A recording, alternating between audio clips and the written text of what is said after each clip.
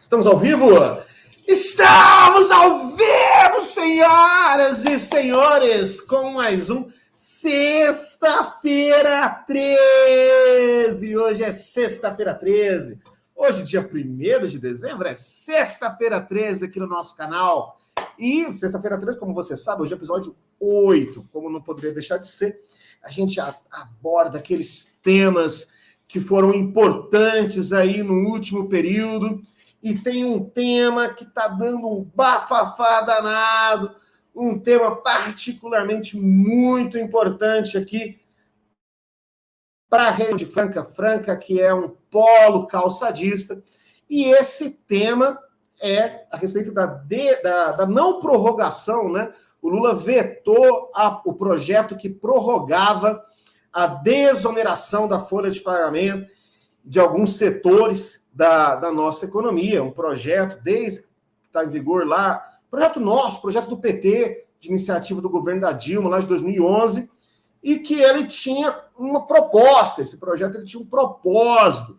E para entender melhor esse projeto, para entender melhor esse propósito, nós temos duas pessoas aqui incríveis que toparam vir cá conversar conosco. Primeiramente, o Miguel Huertas. O Miguel ele é economista, ele é mestre em economia pela PUC São Paulo, técnico do DIEESE, coordenador lá no Departamento de Coordenação e Governança das Empresas Estatais Federais, lá do Ministério do Planejamento. Ele que foi assessor da CUT Nacional, foi professor na PUC São Paulo, atualmente ele está na Universidade de São Judas e está fazendo doutorado em desenvolvimento econômico lá na Unicamp, como não poderia deixar de ser. Seja bem-vindo, Miguel. Como estamos? Olá, tudo bom, Carlos? Tudo bem, e você? Tudo jóia. Muito obrigado por estar aqui.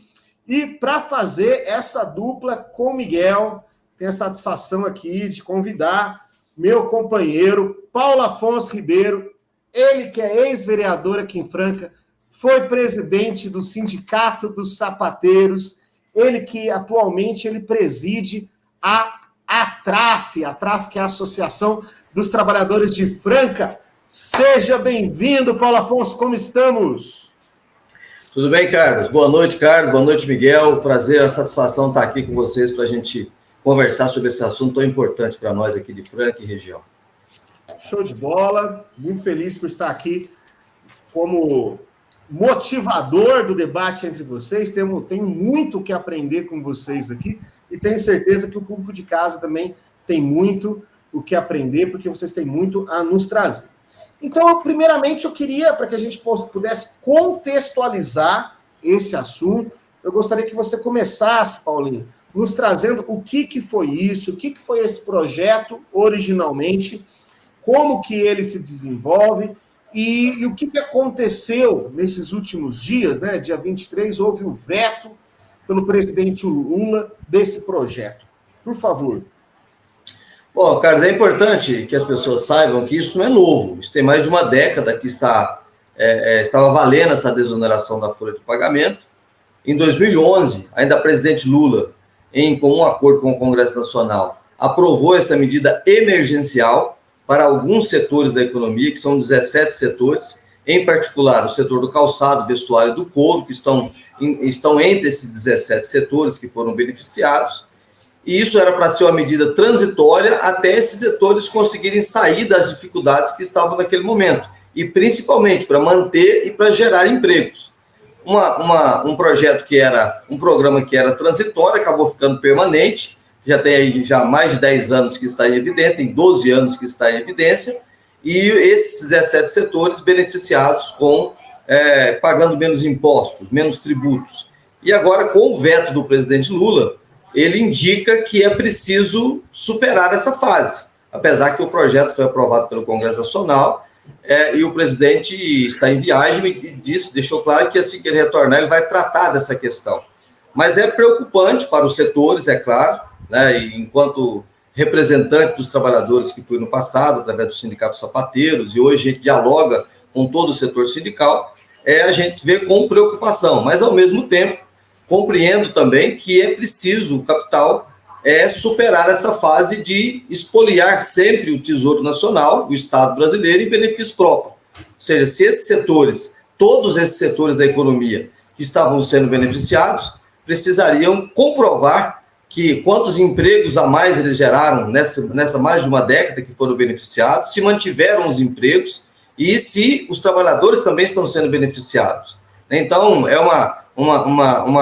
o governo abriu mão de bilhões de reais de impostos nesses 12 anos de validade do projeto, e agora até 2027, estava aprovado, está no projeto de lei que foi aprovado, vale até 2027 essa desoneração, significariam abrir mão de em torno de 9 bilhões de reais de receitas para o governo federal, em particular para a Previdência e outros fundos importantes para a economia, para os trabalhadores brasileiros de forma geral. Então, assim, é uma situação que precisa de atenção do governo federal, e eu acredito que a gente deva achar uma saída, né? Mas, já dialogando com o Miguel, historicamente, o capital nacional, ou seja, o empresariado brasileiro, sempre utilizou do Estado para benefício próprio. E esse projeto claramente beneficia setores que, inclusive, atualmente, está tendo redução de mão de obra efetiva. Ou seja, o setor de alta tecnologia, o setor de call center, por exemplo, que está aí a todo vapor implementando os atendimentos via inteligência artificial, está demitindo a todo vapor. Como é que esses setores continuam sendo beneficiados? Então, a problemática é essa, e a ideia aqui é a gente trazer alguns elementos para a nossa população, em particular para aqueles que estão sendo afetados, tanto para os empresários quanto os trabalhadores, para que a gente entenda o porquê do veto, e se for apresentada uma outra coisa no Congresso Nacional para substituir isso, eu espero que seja mais condizente à realidade que nós temos da economia brasileira, porque beneficiar apenas determinados setores e deixar de lado outros setores importantes não resolve o nosso problema, muito pelo contrário, pode piorar isso. E para finalizar essa a primeira participação, Carlos e Miguel, eu quero deixar uma questão já para o Miguel, que é economista, experiente da área do campo sindical, de assessoria do DIEESE e tudo mais. Nesses 10 anos, o que nós podemos dizer que teve de impacto positivo para esses setores que foi beneficiado por dezenas de bilhões de reais que foram objeto de isenção de impostos para esses setores?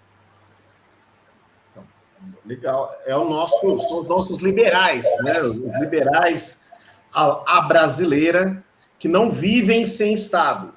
Eles, quando de repente vai aprovar lá um programa social, são os primeiros a bradar contra o assistencialismo, falar que o Estado não pode ficar dando tanto, que o povo pobre ele tem que se aprender, tem que aprender a se virar, que a gente não tem que dar o peixe, que a gente tem que ensinar a pescar. Mas quando nós estamos falando das empresas, como nós estamos falando desses setores, aí o discurso inverte completamente. O discurso passa a ser o seguinte: mas serão milhares de desempregados. Se o governo federal não prorrogar esse benefício aqui, vai acontecer uma tragédia, né? Então, são a figura folclórica que existe no Brasil do liberal que não vive sem Estado. Miguel, dando sequência ao que o Paulo nos trouxe, como você vê toda essa situação? Olha, Carlos e Paulo, né? Bom, primeiro eu queria fazer uma ponderação, que é o seguinte, né? Esse projeto, né, primeiro que ele foi muito bem vetado pelo presidente Lula, foi um grande acerto dele, vetar integralmente, né? Porque é uma medida, né, que parte de um pressuposto equivocado, né? O pressuposto de que o que gera emprego é a redução do custo salarial, né? É a redução do salário do trabalhador, né? Então, o Carlos trouxe aqui, né, as falas típicas dos liberais, né, Carlos? E tem uma outra, né? Que é o salário mínimo gera desemprego, né? Então, você tinha que eliminar o salário mínimo para deixar os salários serem definidos pelo mercado, né? Então, é uma medida, né, que fazia sentido naquele momento que ela foi tomada, né? A crise do momento, a situação emergencial, e também, né, o atendimento pelo governo de uma parte da pauta dos empresários. Então, assim, fazia sentido naquele momento, né? Mas o custo salarial, né, e o chamado custo Brasil também, que os empresários gostam, né, de tratar, não é ele que gera emprego e não é ele que gera desemprego, né? O que gera emprego é o consumo, né? É os trabalhadores tendo boa renda e consumindo, né? E isso faz com que as empresas contratem os trabalhadores, tá? Então, a empresa não vai olhar e falar, olha, eu tive uma redução de impostos, agora eu vou sair contratando gente. Ela não faz isso. Ela contrata quando ela tem vendas, quando ela tem encomendas dos seus produtos, né? Então, acho que essa é uma questão importante que está no âmago dessa ideia, né? Que está por trás disso tudo, né? E, além disso, né, toda política pública, quando ela é renovada, né, tem que passar por uma avaliação. Né? A política foi acertada? Quais foram? O que dá para melhorar? Né? Olha, quantos empregos foram gerados ou não foram gerados? Né? Eu vou falar disso daqui a pouco, né? Eu trouxe aqui os dados, né, para a gente olhar. Então, toda política pública passa por uma avaliação. O setor de educação tem as provas, né? Então os cursos melhoram, não melhoram, né? A saúde também tem lá vários indicadores, né, para saber se está reduzindo a mortalidade ou não está. Então, nesse caso, acho que também o debate público foi muito mal feito, né? Então a imprensa tratora, né, a sua visão para a sociedade de que vai gerar o desemprego, né, como o Carlos falou aqui, né, uma espécie de catastrofismo, né? E rapidamente todo mundo fica desesperado, realmente, vou perder o emprego, não vou, né? Então faz sentido, né? Essa comoção, tá? Mas eu queria então, antes de entrar nos dados, trazer também essa questão, né, de que é a visão liberal sobre o que gera o crescimento econômico, o que gera o emprego, né? Que é o custo salarial, né? Que é a flexibilidade dos preços, né? E o livre mercado também valendo para os trabalhadores, né? Para a definição do custo salarial. Bom, olhando, né, agora em setembro, saiu um estudo do IPEA, né, avaliando essa política, né, e traz dados preocupantes. Por quê? Primeiro que os empregos não foram criados, né? Então o estudo claramente aponta aqui, né, se me permite aqui ler aqui o material, né? As empresas, né, que tiveram a desoneração, os setores, perdão, tiveram uma redução na participação do total do emprego de 20% para 18%. Certo? Então, reduziu a participação desses setores no total do emprego brasileiro. Né? Segundo ponto,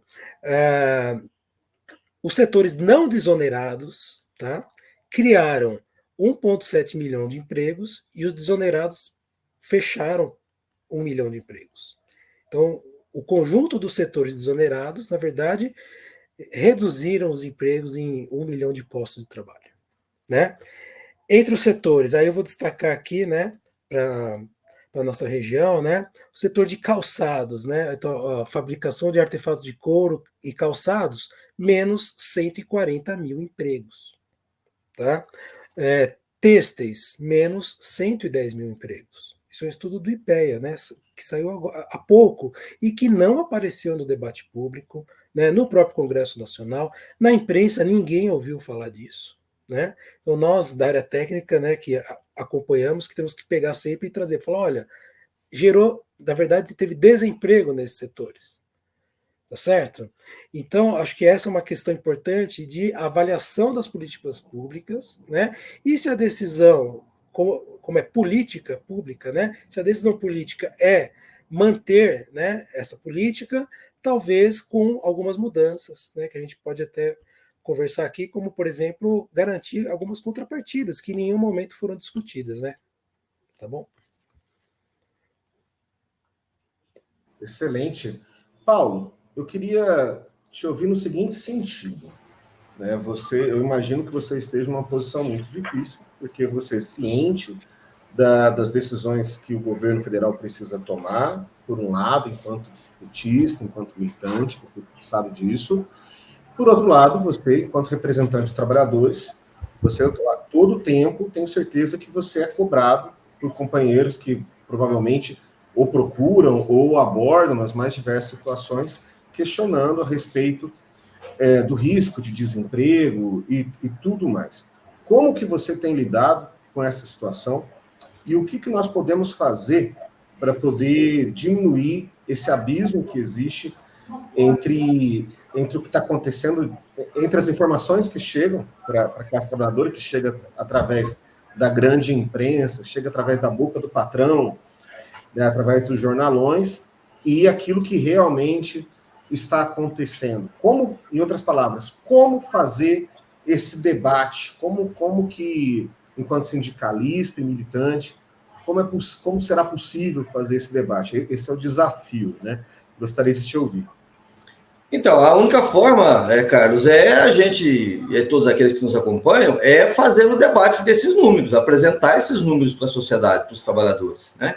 De forma não categórica, como o Miguel trouxe para nós, mas informando ao trabalhador que o veto que o Lula apresentou na íntegra ao projeto de lei foi baseado num estudo técnico de que demonstra claramente que esses setores que deveriam ser os maiores geradores de emprego no Brasil, devido a essa desoneração da folha de pagamento, que não é pouca coisa, é 15%, ou seja, você paga de 1 a 4,5% ao invés de pagar 20%, né, do INSS, por exemplo.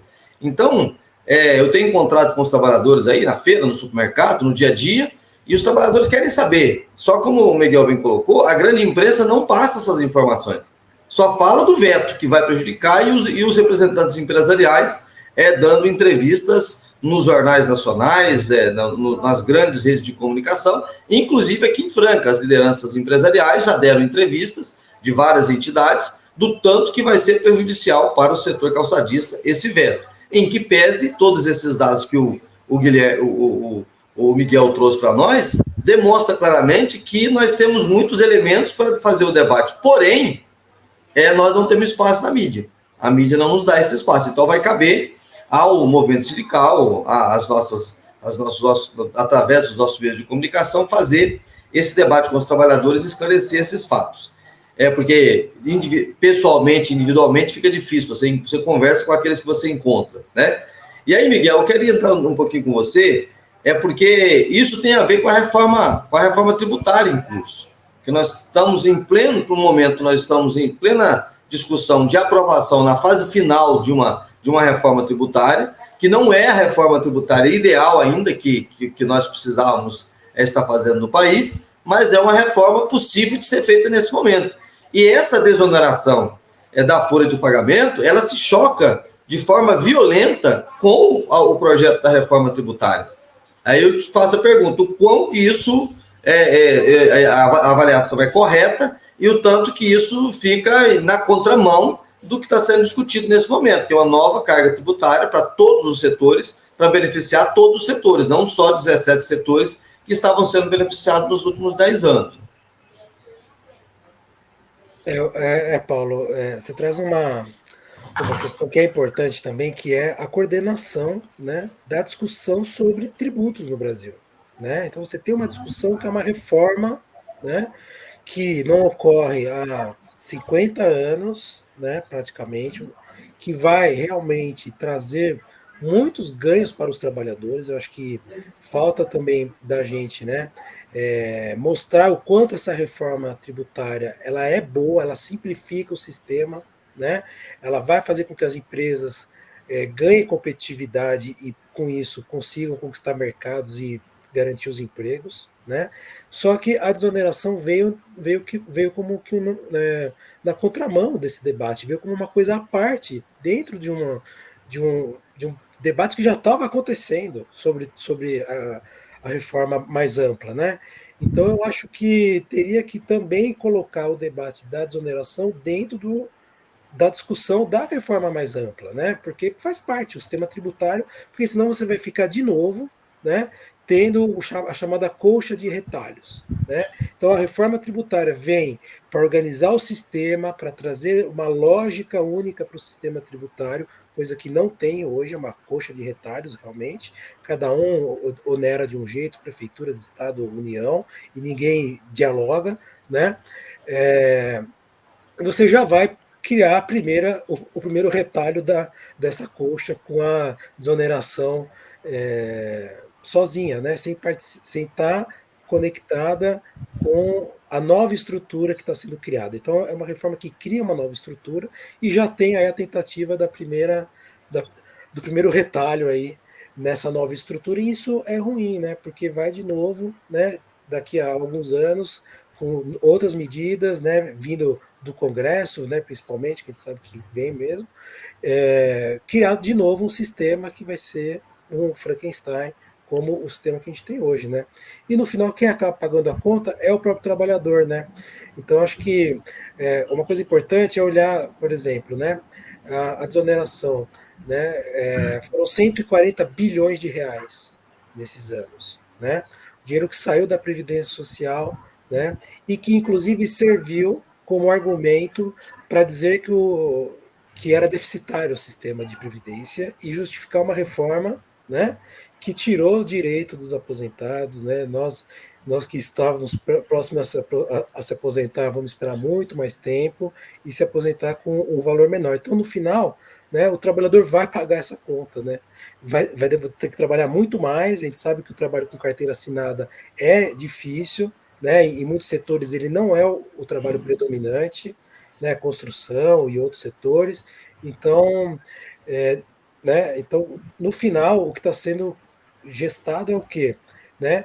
É mais lucros para as empresas, maior concentração de renda e o trabalhador, né, sendo usado muitas vezes, né, como justificativa, né, para políticas e para ações que não lhes favorecem, né?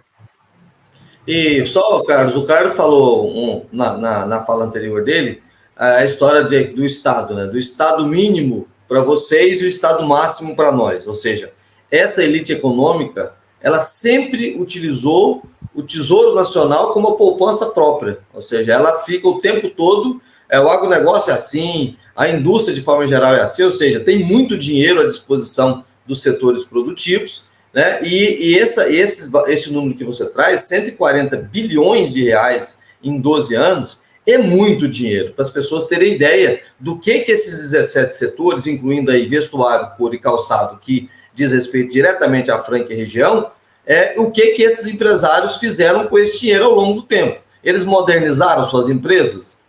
Acredito que não. Eles valorizaram a sua força de trabalho, dialogando aqui com o trabalhador, aqui em Franca, na região de Franca, não. Né? Eles aumentaram ou adequaram a sua capacidade instalada para uma nova forma de produção? Também não. Ou seja, é simplesmente uma transferência de renda para quem já tem muito, para ficar mais rico ainda. Né? São 140 bilhões de reais em 12 anos, então isso não é pouca coisa. Seria aí mais 9 bilhões de reais até 2026, 2027, se não fosse o veto do presidente Lula. Eu espero, Miguel, que realmente seja apresentada nacionalmente, particularmente pelo Haddad, que está com isso muito, muito claro, fazendo esse debate. Eu vi uma entrevista dele na Globo News sobre isso, mas uma entrevista de 5 minutos não dá para destrinchar um tema tão complexo como esse, né? Então, assim, eu espero que esse nosso bate-papo aqui, Carlos, consiga mostrar para as pessoas que nos assistirem aqui que isso não é tão simples assim, muito pelo contrário. O benefício foi gigantesco e esses setores já deveriam estar andando com pernas próprias, com todas as condições de tocar as suas empresas pagando os impostos como todos os outros setores, em que pese a reforma tributária que está no Congresso Nacional vai aliviar para todo mundo. Nós vamos ficar mais próximo do que se pratica no mundo inteiro. E era muito diferente aqui no Brasil, a gente vai ficar próximo, embora teve algumas mudanças importantes lá no Congresso Nacional, que acabou tirando alguns pontos importantes da reforma tributária e colocando outros que não nos interessavam. Mas essa questão do valor, que a gente fala para a pessoa, de 140 bilhões em 12 anos, é muito dinheiro. Esses 17 setores já deveriam estar totalmente estruturados para não depender mais e nem requerer mais essa isenção da folha de pagamento, né? Então, é um debate muito complicado, porque o trabalhador, ele está tentando sobreviver, ele se espelha em quem está mais perto ali. O debate não é feito da forma como deveria fazer. Então, infelizmente, a maior parte dos trabalhadores estão distantes dos sindicatos, acabaram assumindo o discurso patronal de que o sindicato não é algo bom, não é uma coisa positiva. Então, é muito difícil. Existe uma superestrutura que garante que ele reproduza os valores do status quo. E tem uma... Certamente vocês se lembram, né? Quem é mais novo não vai se lembrar, mas vocês que têm um pouco mais de 30 anos de idade vão se lembrar da família Dinossauro. E o Dino, ele tinha um patrão, que era o senhor Richfield. E o senhor Richfield, ele era um capitalista, ele simbolizava, né, o capitalismo selvagem, predatório, sem nenhuma empatia com o próximo, enfim. E em dada ocasião, o senhor Richfield, ele resolve concorrer para um cargo eletivo.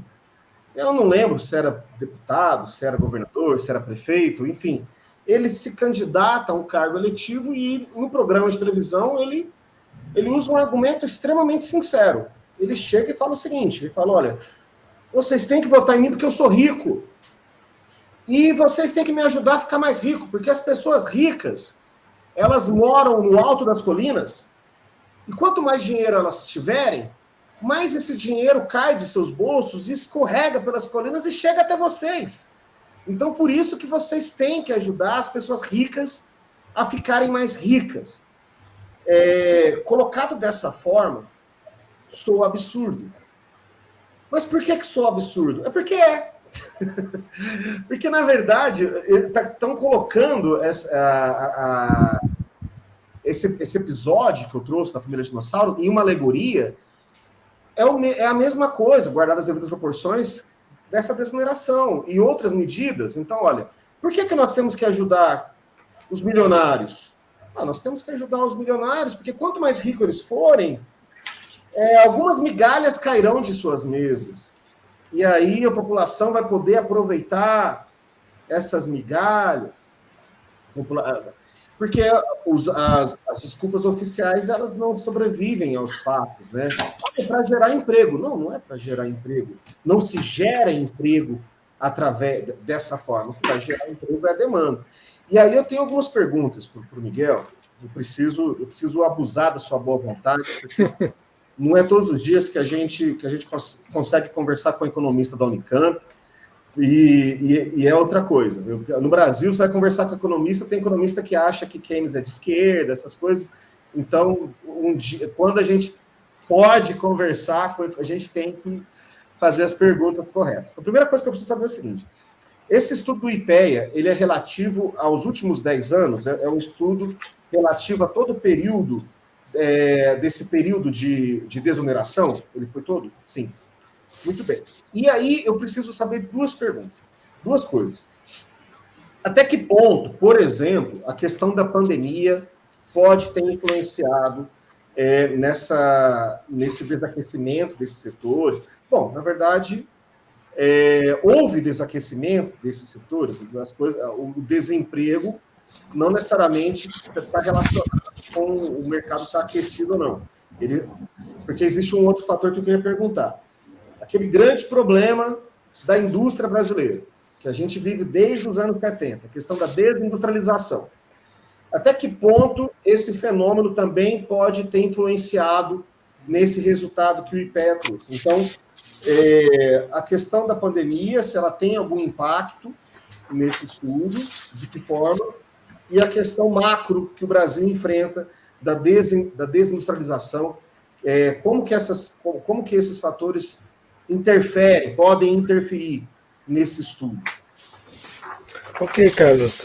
Antes disso, eu tenho que dialogar com a sua fala da família Dinossauro, tá? Porque é um ótimo exemplo, na verdade, né, do que é o neoliberalismo, tá? Isso que você falou, né, vocês têm que me ajudar a ficar rico para eu ajudar vocês depois, é a base, na verdade, da política econômica neoliberal. Isso tem um nome em inglês que é o trickle down, que é o gotejamento. Isso é o centro da política econômica neoliberal, tá certo? Então, assim, o rico tem que ficar rico porque ele retorna essa parte dessa riqueza para a sociedade com investimentos e geração de emprego, certo? Isso foi a base do governo Reagan, Thatcher, né? E no Brasil, o Fernando Henrique fez isso. Ele acabou com a faixa de imposto de renda de 35%, se eu não me engano, tinha uma faixa superior, né, 36%, e desonerou o recebimento de dividendos. Né? Os acionistas das empresas não pagam imposto de renda sobre os seus dividendos, tá certo? Então, hoje, se eu sou um bancário, eu pago imposto de renda na fonte. Se eu sou acionista do banco, eu não pago, tá certo? Isso foi feito, né? Então, isso é o centro da política econômica neoliberal, tá? Que a família Dinossauro pegou e tratou de uma forma muito mais agradável de ser entendida, talvez, né? Tá? Então, voltando aqui para sua pergunta, né? A primeira é da questão da pandemia, né? Então, pode ter efeitos, mas você tem setores que criaram emprego. Então, o estudo, na verdade, ele separa, tá, setores não desonerados com os desonerados. Os não desonerados, o emprego cresce. Também teve pandemia para esses setores, certo? Né? Então, por exemplo, tem aqui o setor de educação, criou lá 1,5 milhão de empregos. Os professores foram para aula online, né, juntou turma. Eu sou professor, eu tive junção de turma, tive colegas, muitos colegas sendo demitidos. Então, assim, a pandemia pegou, né? O EAD está aí, né? Você grava a aula e fica lá 10 anos para a universidade usar, certo? Então, o desemprego nessa área também foi forte na pandemia. E mesmo assim, no período todo, né, a expansão da educação, tanto pública, né, as federais, que o Lula e a Dilma criaram, várias, né? E o próprio setor privado fez expandir o emprego no setor, né? Então teve pandemia para todo mundo, tá? Né? Alguns setores foram realmente mais afetados do que outros, mas como você pega o período até 2022, então até fim do ano passado, né? Esses efeitos já estão diluídos aí, tá certo? Eu acho que não é um fator explicativo dessa diferença, tá? A segunda pergunta, desculpa, me escapou, Carlos, o segundo ponto. A questão é até que ponto que a A questão macro, desindustrialização. exato, interfere, né? Pode estar dialogando com isso que a gente está conversando. Então, aqui tem um fator que não dá para colocar na análise, tá certo? Então, assim, tem um fator que é realmente que os dados não. Você não consegue pegar o dado e separar esse efeito, tá certo? Porém, né, você tem um setor aqui, o qual a desindustrialização não afeta, o que puxa muito emprego, que é a construção e incorporação de edifícios. Né? Então, a desindustrialização geralmente tem setores que industrializam bem, né? Hoje, tem setores aqui que não, né, que não foram eles fechados, certo? E a mineração poderia ser né, para esses setores, né? Então, assim, tem setores que estão com reais dificuldades de competitividade, estão sofrendo com as importações. Esse setor seria, é, né, hoje aí, os aplicativos chineses estão, né, muito fácil comprar qualquer coisa, né? Bom, então, eles precisam de uma atenção especial mesmo, precisam fazer uma política específica para todos os efeitos da integração. Então, temos, né, Miguel, por exemplo, cara, desculpa interromper, mas o áudio do Miguel não está chegando legal para mim, não. De repente, a gente dá uma Sim, orientada aí. eu para todo estava mundo. eu tava esperando ele concluir para dar esse toque mesmo. Sim. Não A tem minha problema. internet oscilou hoje, tá? Meu, devagar. Mas Eu agora tô, normalizou. eu tô com Aí, oscilação de internet hoje aqui. Mas deu não, para. não, eu preciso que você repita a parte. Você estava começando a falar que tem um setor que não. Ah, Aí na toda essa sequência parte, tá? aí já ficou muito difícil de entender. Então, eu estava falando, né, por exemplo, o setor o qual a desindustrialização não afeta porque ela não sofre concorrência estrangeira, por exemplo, que é o setor de construção e incorporação de edifícios. Fechou 600 mil vagas, certo? Então, assim, a desindustrialização é um elemento, da conjuntura, que a gente tem que estar de olho mesmo, mas tem setores que não são afetados por ela e que reduziram empregos, né?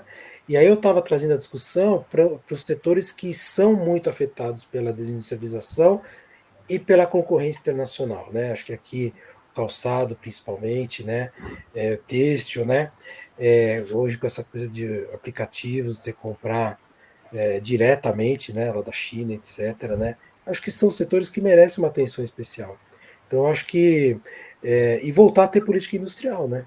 Então, assim, você tem segmentos que são importantes na geração de emprego e são muito importantes para a questão do desenvolvimento regional. Nós temos que voltar a ter política de desenvolvimento regional, né? Temos que pegar as especificidades, as potencialidades, né? Franca, um polo famoso no mundo todo, né? Então, assim, tem inovação, tem produtos de qualidade, tem uma mão de obra, né? Os trabalhadores extremamente qualificados no que fazem, enfim, né? A gente conhece bem isso. Eu conheci, né? Tive o prazer de estar aí assessorando o sindicato, né? Então, acho que a desindustrialização é uma preocupação, porque sem uma reindustrialização, ou como eu gosto de chamar, uma nova industrialização, né? A partir de outras bases, a partir do mundo que é globalizado, e etc., etc., pegar questões específicas, como o setor calçadista, por exemplo, o setor do couro e do têxtil, por conta da concorrência chinesa, né? Outros setores, tecnologia, TI, enfim, aí tem outras políticas. Então, acho que você teria que ter, né, um conjunto, né, tanto tributário, né, quanto política comercial, né? Então, o presidente Lula está, inclusive, fora do país, né, vendendo o Brasil, né, e tem que fazer isso mesmo, tem que viajar mais, né? Eu vejo críticas às viagens, eu acho um absurdo isso, né? Tem que viajar mais para vender os nossos produtos, para trazer investimentos. É o papel do presidente, né? Não é ficar indo passear, trazer joias e outras coisas só, né? Então acho que ele faz o trabalho dele muito bem feito nessa área, né? E eu acho que, bom, voltando aqui então ao seu ponto, né? Como reverter a desindustrialização, né? Que nesse estudo especificamente ele não separa esse efeito, tá? Mas, né, tanto nos setores que criam empregos quanto nos que perderam empregos, tem setores industriais. Então, não creio que é um elemento que explica, não. Entendi, perfeito. Tá?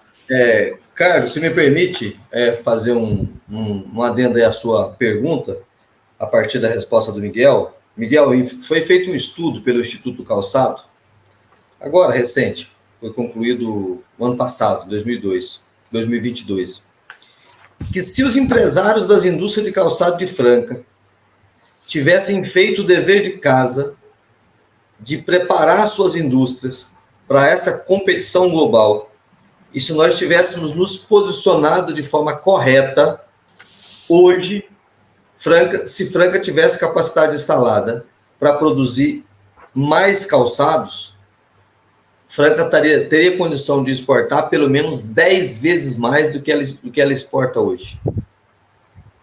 Porque mais do que há 20 anos atrás, quando nós nos conhecemos e você veio nos assessorar no sindicato, acho que é por aí, uns 20 anos atrás, quase isso, né? Hoje nós temos menos trabalhadores na indústria de calçado do que naquela época, isso reflete os dados, que houve demissão, você tem menos trabalhadores na indústria de calçado do que há 20 anos atrás, do que há 5 anos atrás, isso significa que o setor está diminuindo. Isso por quê? O empresariado não investe nas suas empresas.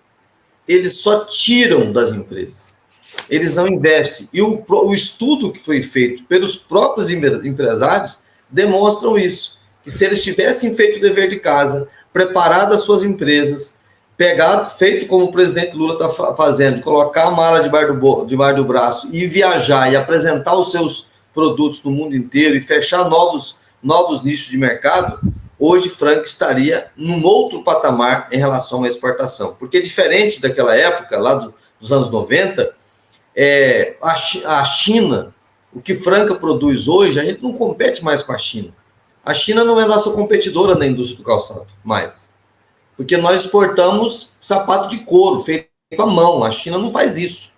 Né? A China quer o nosso couro para banco de carro e outras coisas. Mas é tão grave a situação, essa questão da desoneração da folha é um chororô dos empresários.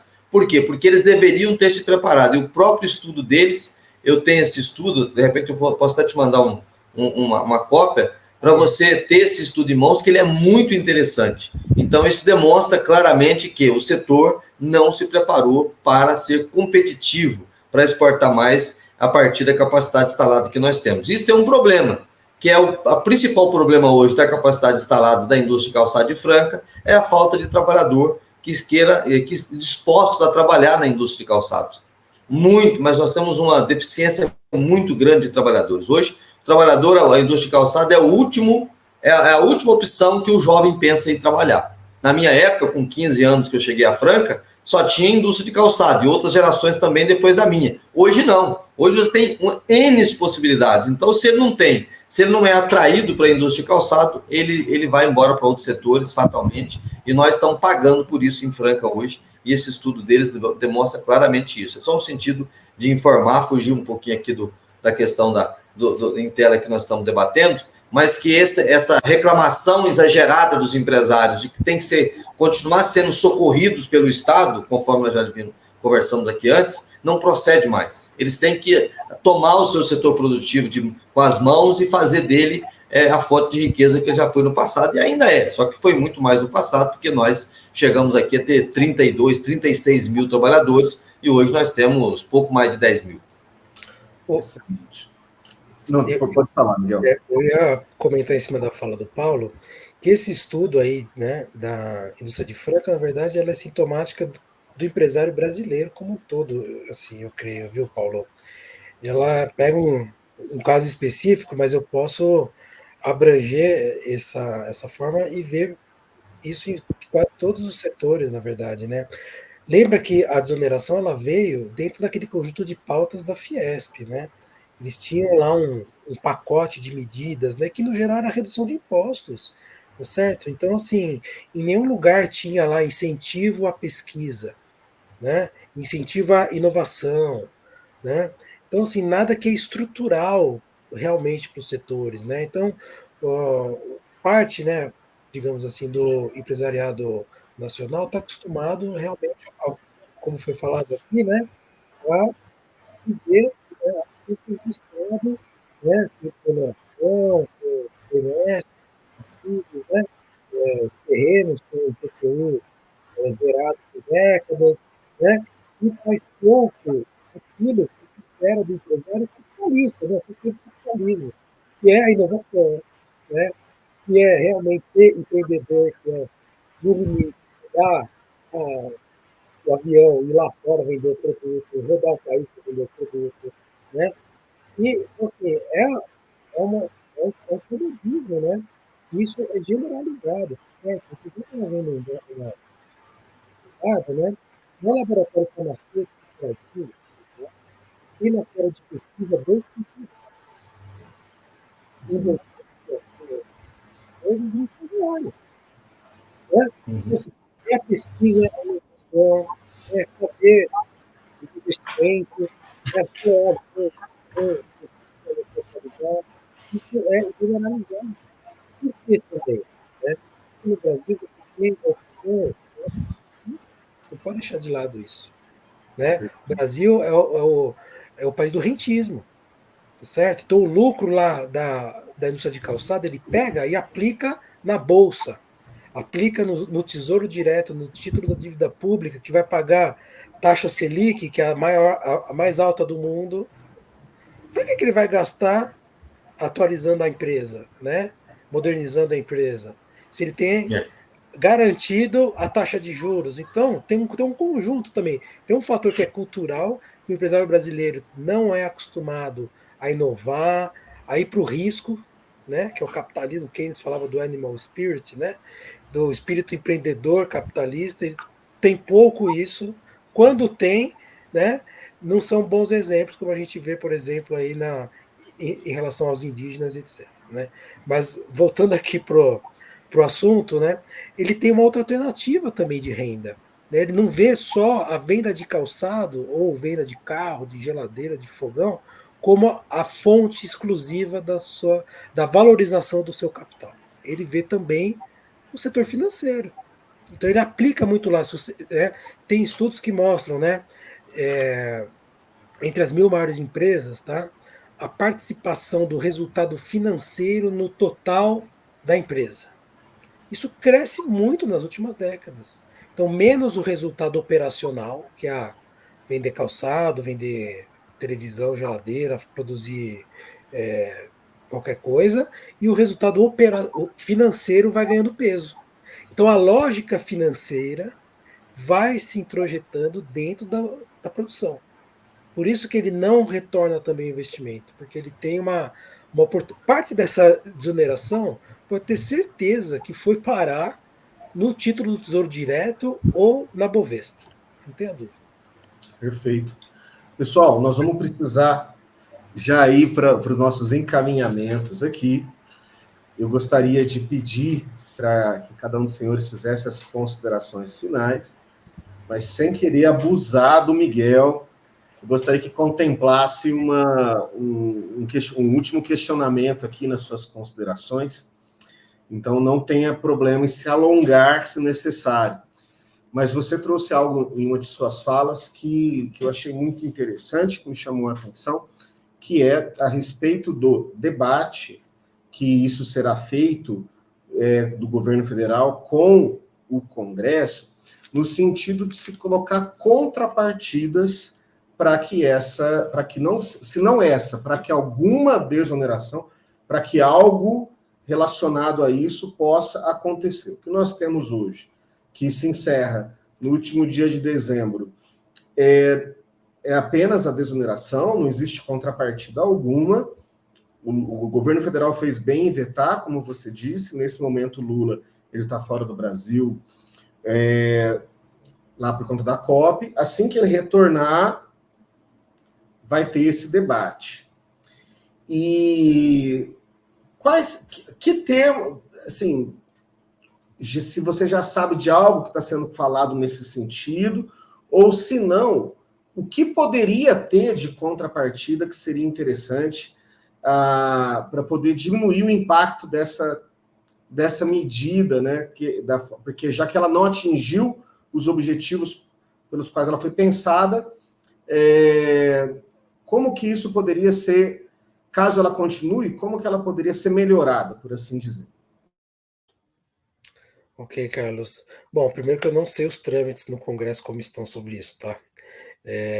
Mas eu creio que essa medida vai passar por essa discussão. Tem que passar, na verdade, né? Os dados do IPEA aqui são claros, né? Quem desonerou não perdeu o emprego, né? Então, assim, é a total ineficácia, né, dessa política, né? Da forma como estava, né? Então, eu acho que também quando foi feito não tinha como saber, tá certo? Eu acho que também tem, né, também assim, foi uma tentativa justa para o momento e a gente tem que, às vezes, também reavaliar, olha, não deu certo, vamos pensar de uma forma melhor, acho que faz parte, né? Tá certo? Eu acho que, primeiro, né, eu acho que teria que ter alguma coisa assim, uma espécie de. Aí eu vou falar livre pensar aqui, tá? Alguma forma de adesão, por exemplo, das empresas. Então a empresa adere a um programa, por exemplo, né? E aí ela tem que enviar todo mês o seu CAGED lá. Hoje é o E-Social, por exemplo. Então ela adere ao programa, ela tem a desoneração fiscal e ela demonstra todo mês o seu nível de emprego. Ou manter ou crescer, né? Então, eu acho que seria uma forma, como por exemplo as empresas aderem ao Simples, sei lá, né? Então seria uma adesão e não uma política para o setor todo sem, porque aí fica difícil fiscalizar, né? Aí você não consegue acompanhar essa contrapartida e eu acho que a contrapartida é essa. O programa não é para emprego, então nós vamos acompanhar o emprego. É mais difícil acompanhar no geral, né? Eu peguei aqui 130 mil empregos fechados, mas eu não sei se teve empresa que criou. Pode ter que tenha sido a empresa, né, que usou a desoneração e aproveitou para investir, para melhorar o seu marketing, vendeu mais, contratou mais gente. Pode ter acontecido, né? Mas no geral não foi isso que aconteceu. Então eu creio que pode ser pensado alguma coisa no sentido de adesão, por exemplo, né? Ou, se for geral, né, alguma forma de acompanhamento através das bases de dados que nós temos. Nós temos, né, o E-Social está aí, né, que divulga o CAGED, dá para pegar pelo CNPJ e acompanhar, ou por setor, pelo menos, fazer uma coisa setorial. Então, dá para fazer, é possível fazer, e eu acho que é bom fazer. Né? Eu acho que é muito difícil para o governo não atender essa pauta, de alguma forma, né? Mas colocando a contrapartida, o emprego, o investimento, né? Então, acho que é nesse sentido, tá? E aí, para finalizar a minha participação aqui, né? Primeiro, de novo, eu queria agradecer o convite, Carlos, você, o Paulo, companheiro aí de longa data, né? Muitas batalhas juntos aí, prazer enorme te ver, né? Saber que você está firme na luta, estamos, viu? Firmes na luta aí, né? E eu queria deixar aqui, Carlos, então, a ideia, então, né, de que a gente pense, né, o desenvolvimento também de uma forma mais ampla, né? Então, a política industrial, né, que leva em conta, né, o cenário da economia internacional hoje, né, que não é dos anos 50, né, talvez aqueles mecanismos deram muito certo naquele momento, mas talvez não sejam os mais adequados para hoje, né, que o gasto público, né, que a desoneração ou o gasto do governo, né, tenha como objetivo central o crescimento econômico e o emprego, né? Então, vamos desonerar? Ok, vamos desonerar como, quem, né? E como, tá certo? Então, por exemplo, nós precisamos avançar na questão da própria tabela do imposto de renda, né? Para quem ganha acima de 2 salários, né? Acho que aí tem um espaço para avançar, nós estamos sem correção há algum tempo, e isso talvez gere muito emprego, porque a partir do momento que o salário cai mais na conta, é consumo no dia seguinte. O presidente Lula sabe disso, né? Quando ele fala de economia, ele é muito feliz, que ele fala assim, eu quero pôr dinheiro no bolso do trabalhador para ele consumir e gerar emprego. Ele sabe disso, né? O problema é que nós temos um Congresso hoje realmente difícil, né? Extremamente conservador, né? O qual tem que ser levado em conta, dialogar, e aí a resultante, né, dessas interações nem sempre é aquela que a gente deseja, isso é a política e, né, faz parte. Mas acho que um projeto amplo, né, acho que isso já tem, né, desenhado, né, então começar a pensar mais na questão da indústria, né, um país não se desenvolve, né, o país não vai sair do subdesenvolvimento sem indústria, sem tecnologia e sem desigualdades, né, reduzidas, né, de todas as formas. Tá bom? Obrigado pelo convite. Obrigado, Miguel. Paulo, suas considerações finais? Então, Miguel, da mesma forma, um prazer reencontrá-lo aqui nesse debate tão interessante que nós fizemos, né, nessas tratativas sobre esse projeto que está em tela no Congresso Nacional. E eu fico pensando aqui da trajetória desses últimos 30 anos, né? Parece que a gente está sempre no combate ao acúmulo, né, que o capital provoca de riqueza. A gente está sempre discutindo as mesmas coisas, né? A gente não tem conseguido evoluir e quebrado a lógica do capital, né?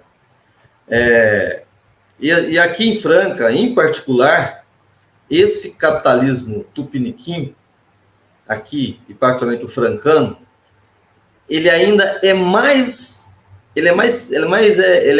concentrador do que em outros locais. É impressionante a capacidade que o empresariado industrial de Franca tem de sugar a sua indústria, a própria indústria, e levar isso para o patrimônio pessoal, familiar, nas suas holdings familiares, e deixar as empresas descapitalizadas, né?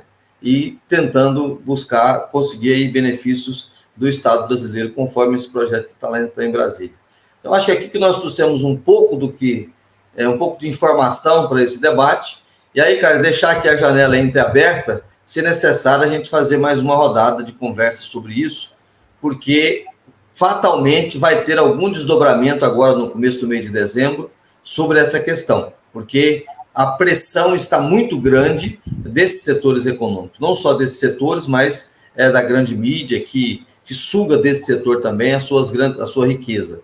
Então, a gente pode deixar aqui uma janelinha aqui entreaberta, para, se necessário, a gente voltar a debater sobre isso. E para finalizar mesmo, Miguel, a gente sai do sindicato, mas o sindicato não sai da gente, entendeu? Você saiu do DIEESE há quanto tempo? Mas o DIEESE não sai do Miguel, né? Então, a gente está sempre dialogando.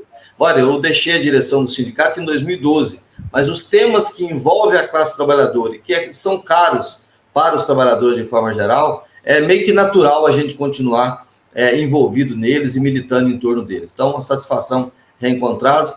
Carlos, obrigado pela sua gentileza aí de nos receber aqui nesse programa tão importante nosso de toda sexta-feira. Valeu, um abraço para vocês.